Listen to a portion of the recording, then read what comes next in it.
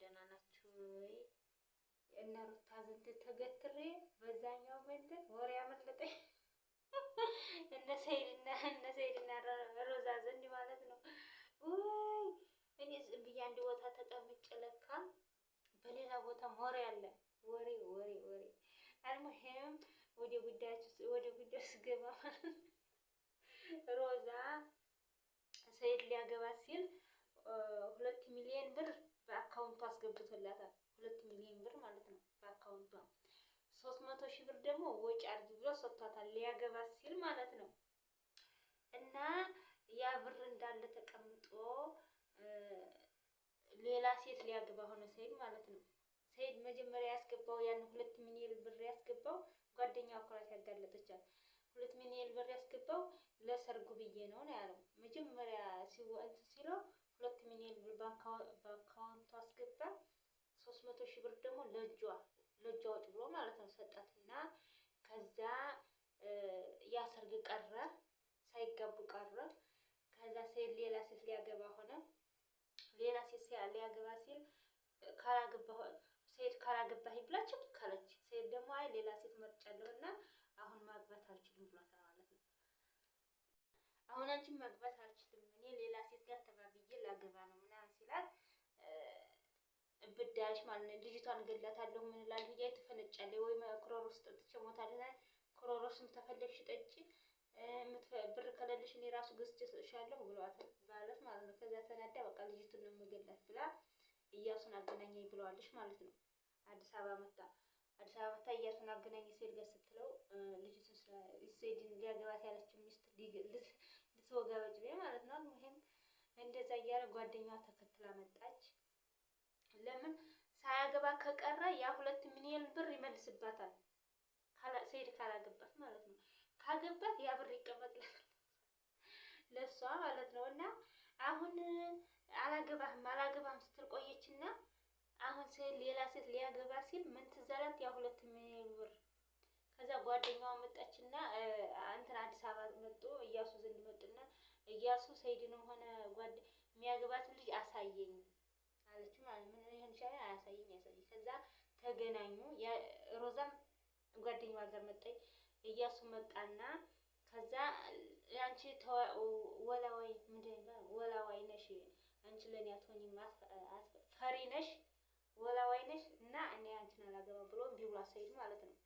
ካላገባኝ እሞታለሁ ሙቺ አልሙሂም ያቺ ጓደኛዋ እያሱ ዘንድ ይዛ መጣች። እያሱን ትደውልና እያሱ 2 ሚሊዮን ሰይድና ሮዛ ካልተጋቡ 2 ሚሊዮን ብር አስገብቶላታል እና ካልተጋቡ ያንን ብር ትመልስ ትልና ፎቶ ታሳየዋለች ማለት ነው ለእያሱ። ያንን ወያና አለና እያሱ ደግሞ እያሱ ጅል አይደለም ማለት ነው ብድ አለ። ምክንያቱም ብር ስጠይቀው የለኝም ይላል፣ ብር ከኔ ይወስዳል አለ።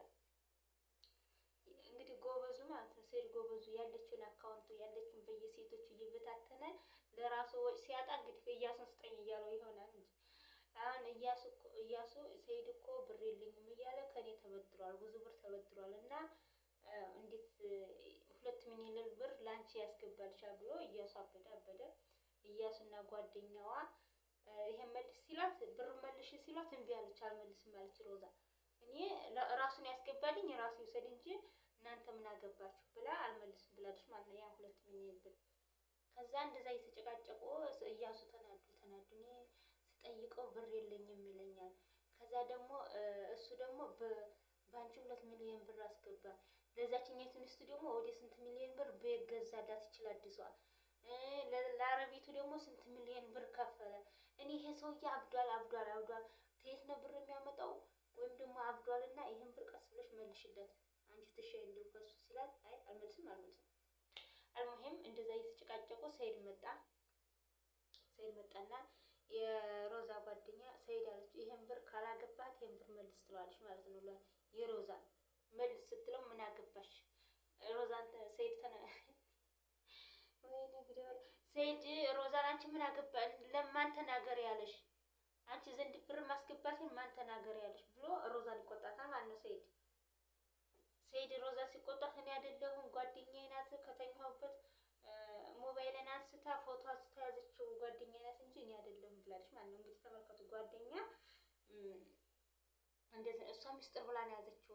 ሮዛ ሚስጥር ብላ ለጓደኛዋ ትነግራታለች፣ ለጓደኛዋ ታሳያታለች። ጓደኛዋ ደግሞ ሮዛ በሌለችበት ፎቶ ታነሳና ትይዘዋለች ማለት ነው። ያ 2 ሚሊዮን ብር የተላከበት እና ደግሞ እንትኑ ማለት ነው። ማን ነገረሽ ማን ነው ነገር ስሪ ብሎ ሰይድ ተቆጣትና ሮዛን አይደለሁም እሷ ናት ብላ ከዛ ሰይድ ካፈርኩ አይመርሰኝ ብሎ አይ ብሩን መልሽ ብሎ ባንክ ቤት ይዟት ሄደ። ከዛ እያሱ ደግሞ በቃ ሰይድ እንዲያገባኝ ኩላሊቴን ቢሆን እሰጥሃለሁ ትለዋለች እያሱን ማለት ነው። ብቻ ሰይድ ጋር አስታርቀኝ፣ ሰይድ እንዲያገባኝ አድርገኝ፣ የፈለግከውን እሰጥሃለሁ አስታርቀኝ ምናምን እያለች እንትን ትላለች ማለት ነው። እያሱ አልሙሂም እጇን ጉትት አድርጎ ባንክ ቤት ወሰድሽ ብሎ ባንክ ቤት ወሰዳት። ያን ብር ወደ ራሱ ይመልሰው እዛ ላይ አቆይታው እንግዲህ እዛ ላይ ቪዲዮ በቃ ማለት ነው። እና ጓደኛ የሮዛ ጓደኛ ባታጋልጣት ሰይድ 2 ሚሊዮን ብር አስገብቶላታል።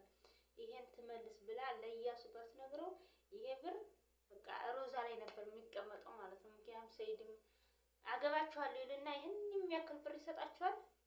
ያችን የታውን አዩን እንግዲህ ከገባይ ጀምራ ስለዋለች ከዛ ቤት ገዛላት ተለያዩ።